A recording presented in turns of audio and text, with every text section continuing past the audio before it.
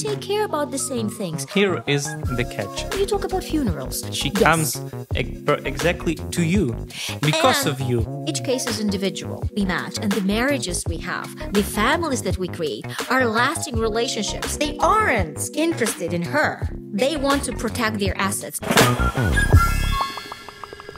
And they lived happily ever after. Hello, my name is Dmitro, and here is Natalie Koval, the relationship expert, as well as the owner and the creator of Matchmaking Boutique Possible.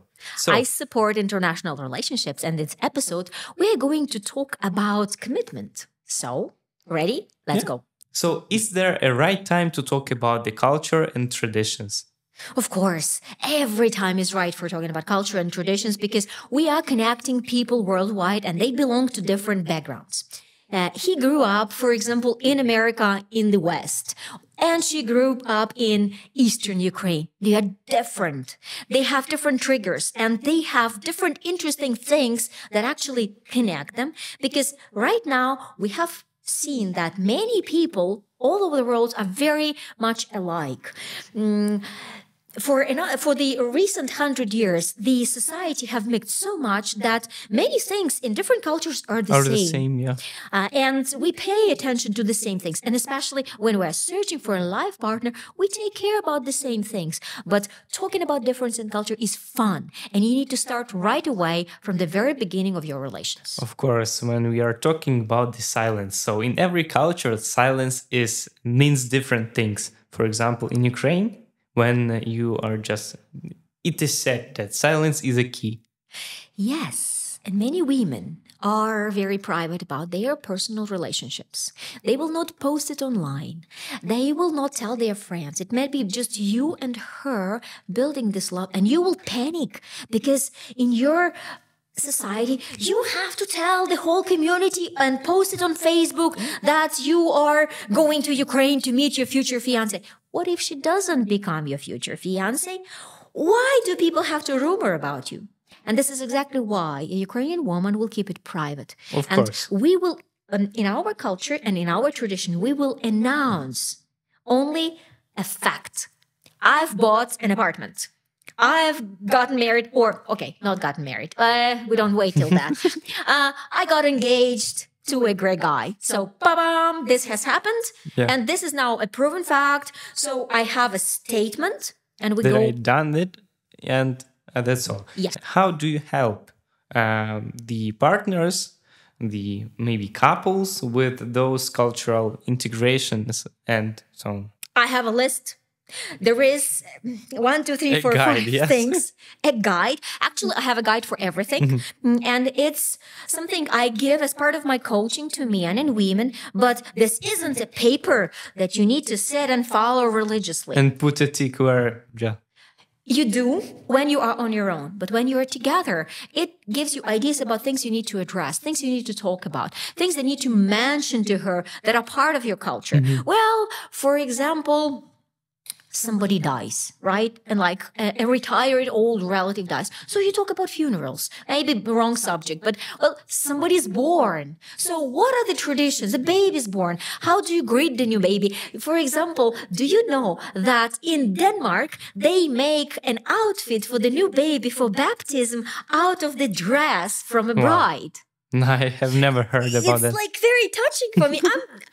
I've seen that because one of my couples in Denmark, we're keeping her wedding dress specifically to make for that event, for baptism. They keep the bouquet of a bride in a special place in the house, like some sort of omens. But this is fun to know about this because a girl will tell the guy about lots of traditions. In Western Ukraine, I'm coming from Western Ukraine, we have lots of wedding traditions, like cooking traditions, like singing traditions, like preparing some tricks traditions. And they are fun. They will make a great movie. Yeah. And that makes those relationships more interesting and more curious. So the curiosity here is a key. And you create a new love story and you can film that. You can show this to your grandchildren, how grandma and grandpa got married. And that's the whole new world that you are creating. So Be detailed about this and pay attention to these things. But here is the catch. So we have the difference between or is it the same? For example, international relations and intercultural relations. Well, yes and no, because international is when we belong to different nations, to different countries, and intercultural when it's not only a different country, but also different culture. And mentality, yes. And mentality. For example, it's rarely possible for me to match a Ukrainian woman with a man from Saudi Arabia because we belong to totally different codes and cultures and traditions. And we don't know that. And maybe there are matchmakers who do that. I don't, because my key is the Western world, a Western Hollywood culture that is connecting the whole world. So it's more international. That's what we saw in movies, in cinemas, and everywhere. So when we are talking about the social medias. Yeah, the Cinderella story, for example, or, Beauty and the Beast story, or something of that kind, So intercultural is very complicated. And the intercultural, a girl has to belong to that culture. And that's very specific matchmakers. When I have such a client, I will address him to my colleagues. For example, that are matching Muslim people, who are matching Indian people, because then there are higher probability of a success. At the end of the day, I care about the results that I provide to my clients. And when I see that I don't have people for that type of a match, I'll show ways where these people because feelings, that's not the thing we can play with. So feelings, so they are too private and too just, I guess, emotionally cupped. And you're coming to a matchmaker to save your feelings for love, for developing and blossoming these good feelings rather than suffering. Yeah. So if I can protect my clients from suffering, I do my best, but they sometimes object a lot. They want. So if we are just talking about the some commitments as well as the prenuptial agreements, so when is it a better and the best time to talk about it? Now you're talking. After sex. Seriously. After sex, you trust each other. You understand who is there. You won't have sex with a Ukrainian girl quickly. It will take you a lot of effort and time of building trust.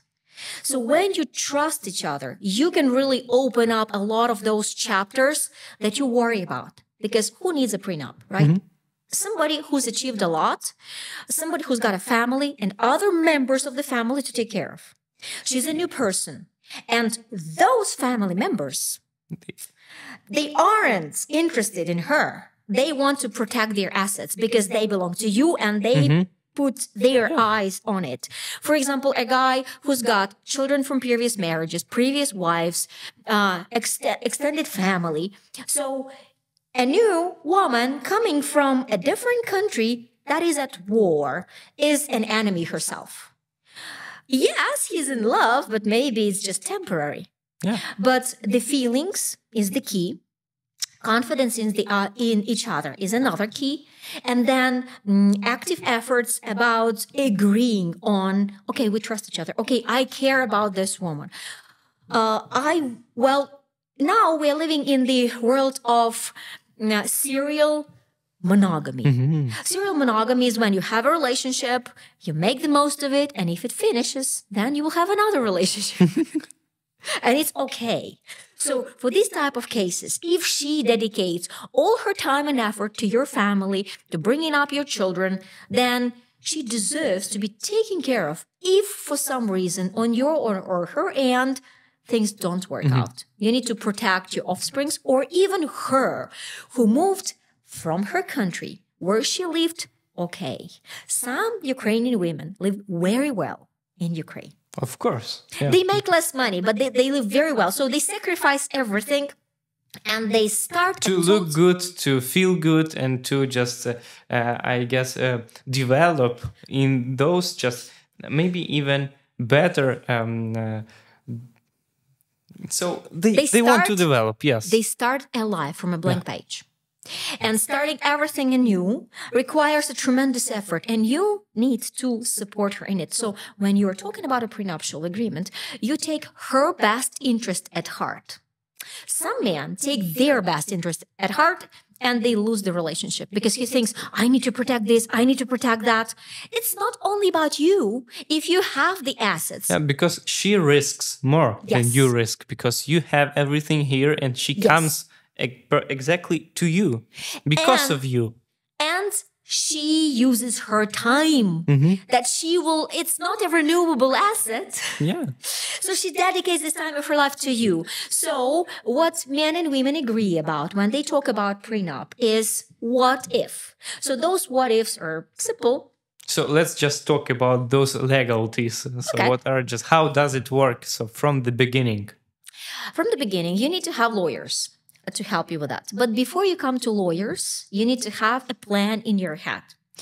What if? What if we divorce? What if something doesn't happen? How do I protect her financially? How do I care about her during our relationship? What belongs to me? What belongs to her? What we have to split?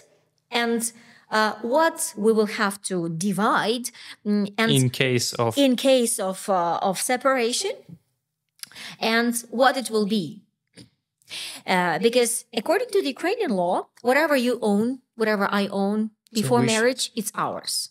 Whatever we earn together, we have to split. And children are not part of that equation. They have to come on a separate story, but general talking about it matters. And it shows that, for example, if she's got a kid, does she want her child to go to university? Are you ready to cover those costs? Are you going to give it as a gift, or you want the child to earn money and return it to you? And everything else, I'm just giving like a blank example.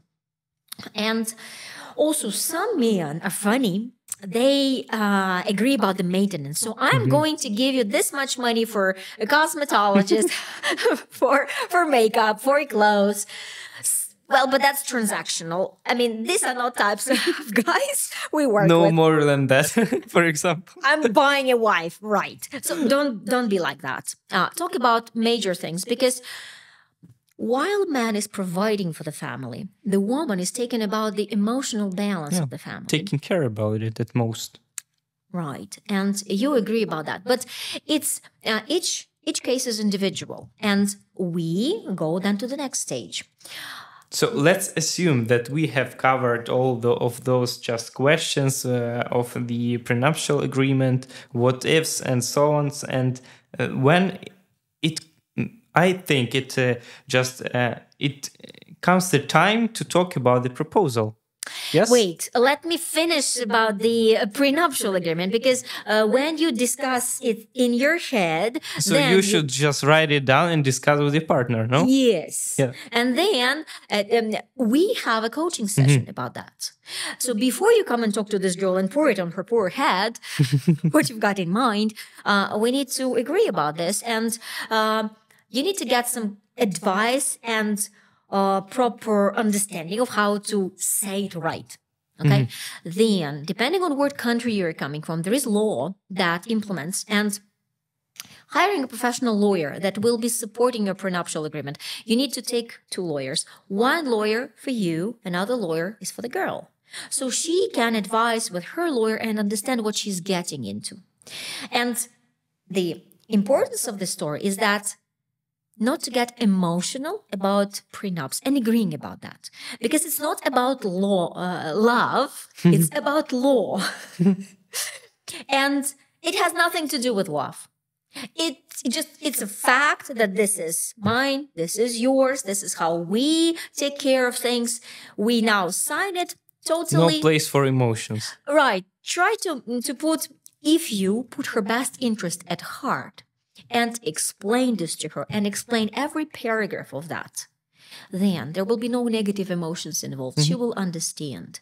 And and one of the funny, you know what's the funniest and the greatest prenup was signed. The girl was preparing for her wedding. She just received this crystal chandelier from Czech Republic, and she was hanging it on her house. And there comes a lawyer with his prenuptial agreement, and she says, "Yeah, prenuptial agreement, okay." She takes a pen and signs it in the letter. Of course, she read it before, but she said, "I don't need his money.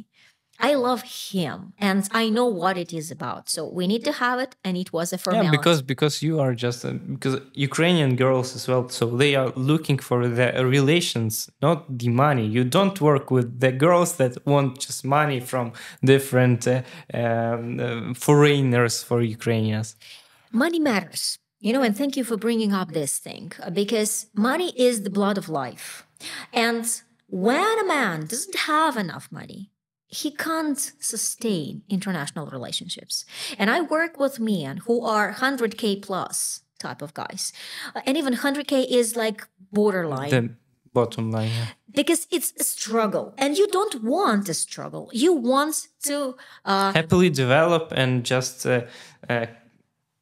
get some things between you and just develop. You want to have enough assets to build your new love story. Right? To build your new life from a new sheet of paper. Exactly. So then women care that you have the resources, because in the country that has survived a big economical collapse that happened in the 90s, the genetic memory of women, every time that you are talking about money, about this is expensive, that this is, we can't afford that, she immediately panics, because when her mom and dad were saying we can't afford that, it was a struggle. That meant we have nothing to eat. And these 3 potatoes are for 3 days, basically. So that makes her feel more miserable. Exactly. And you don't want to make her feel miserable, because that's about the love, that's about the partnership. And that's about of making your partner happy. And discussing money is an important thing, but we will talk about this in our next episode, because that's a very important subject. So we'll go back to this. Agree? Okay. So talking about, you said the proposal. The proposal. Well, some men propose quickly because they see it. He likes her. Usually a man sees his girl when he meets her. I've seen it so often that I'm no longer surprised when the man proposes. Like, they've been talking for 6 months. For example, one of my latest couples, they were in communication for 6 months. They have met in Europe, and the guy was like, no, I'm not going to engage. Don't even think about this. And she was like, she says, fine, that's like, I'm having fun with you. You're great. So whenever the time is right, but they were talking in such a way that they really liked each other, and they could talk like this. And you know what he did at the end of the trip? He engaged. He bought a ring, and she says, this is not an engagement ring because it's a meaningful friendship ring, but be my wife. And she agreed. They're married now, and couples, I've seen those engagements. And a woman can be like, oh my God, now I have to change my entire life. But the guy is engaging when he's got resources, power, and desire.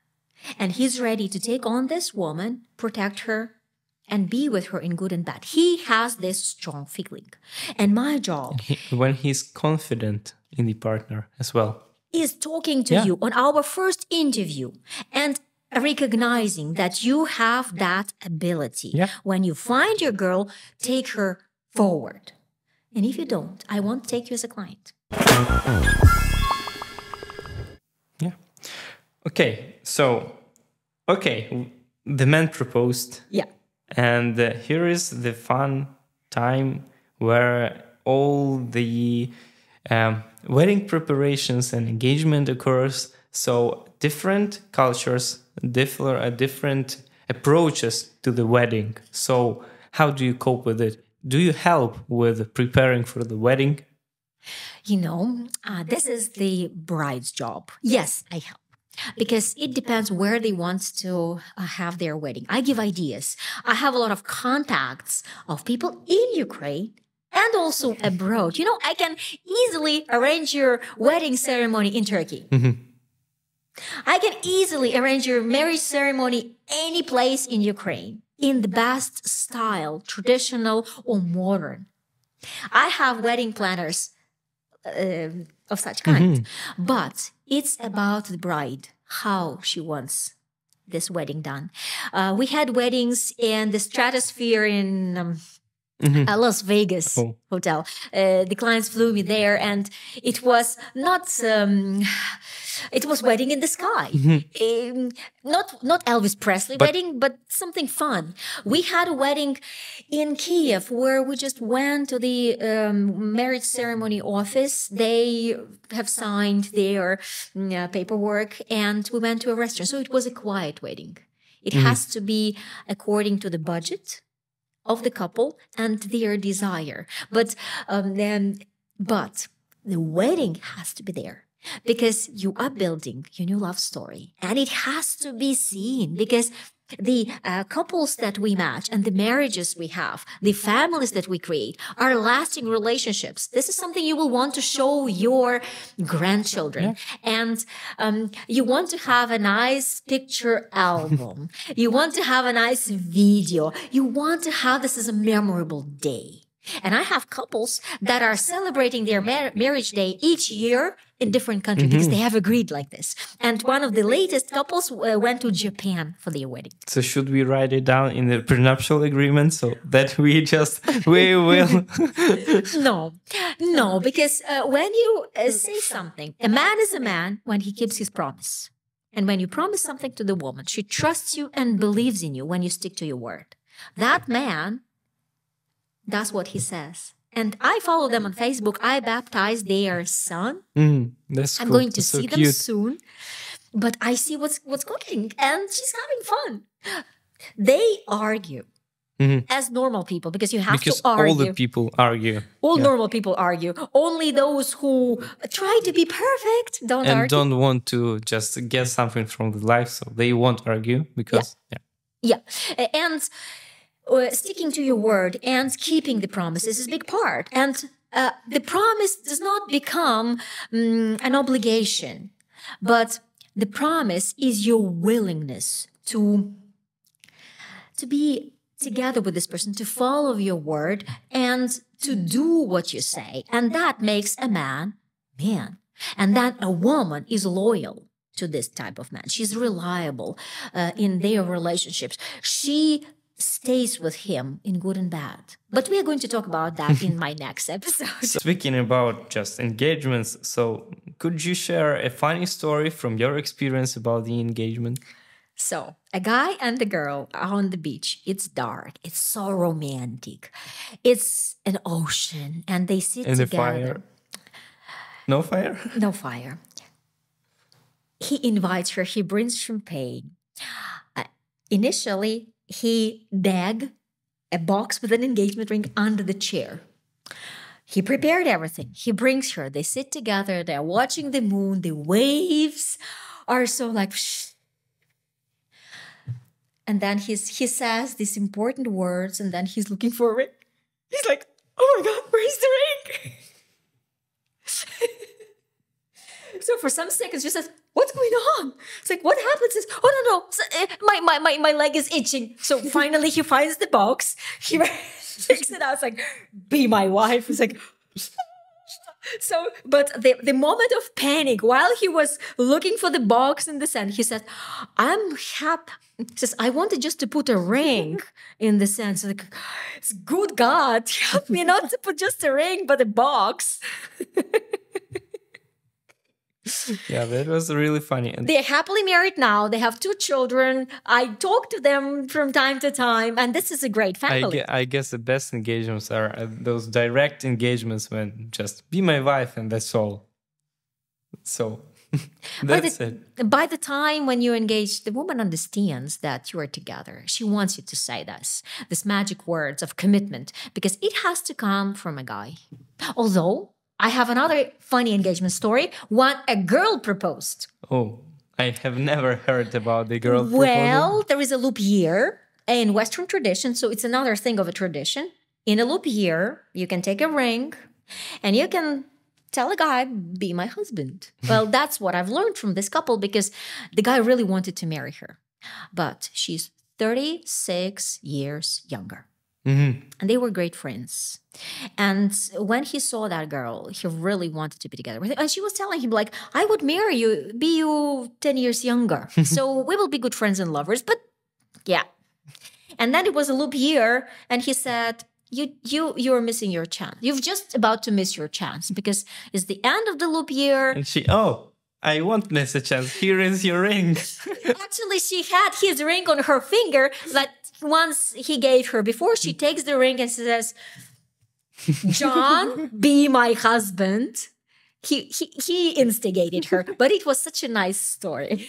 And they live happily together. Yes, they have been married since 2006. And we are great friends. Yeah, that's where we have started. So thank you for the episode of our podcast about the marriages, about the matchmaking of international just couples.